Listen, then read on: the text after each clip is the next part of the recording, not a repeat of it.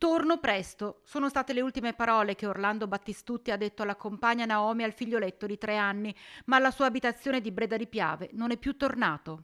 È proprio in questo punto, ci troviamo lungo la provinciale 667 via Kennedy a Vallà di Riese Pio X, proprio qui che ha perso la vita Orlando Battistutti, 28 anni, residente a Breda di Piave. L'uomo viaggiava al volante della sua Volkswagen Golf assieme a un amico di 35 anni residente ad Altivole quando molto probabilmente in fase di sorpasso ha perso il controllo dell'auto. È finito nel fosso dalla parte opposta della carreggiata lungo la quale viaggiava e si è andato a schiantare proprio su quel muretto in cemento prima che l'auto si capovolgesse. Per Orlando Battistutti non c'è stato nulla da fare.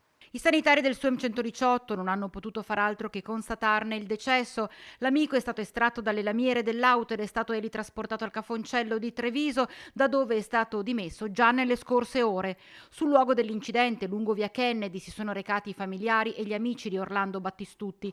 Così come nella sua abitazione di Breda di Piave, un continuo via vai per stare vicino alla compagna e al piccolo, ai genitori, al fratello, alla sorella. Aveva un cuore enorme, ci ha detto lo zio Davide, lontano dalla telecamera e dal microfono. Era sempre pronto ad aiutare gli altri. La sua morte lascia in un dolore enorme chi lo conosceva, un dolore che si affianca alla rabbia nel leggere sui social commenti di odio e razzismo solo perché Orlando faceva parte di una famiglia di ex giostrai. Lui, nato e cresciuto a Breda di Piave, si è trovato vittima di commenti orribili che sconvolgono chi gli voleva bene.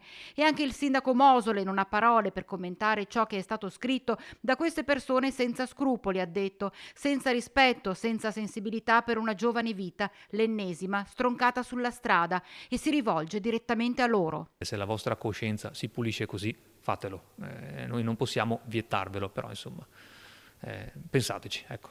In questo momento qua è proprio il momento invece di rimanere in silenzio e stringerci attorno a una famiglia, al dolore di questa famiglia che ha perso un ragazzo nemmeno 30enne.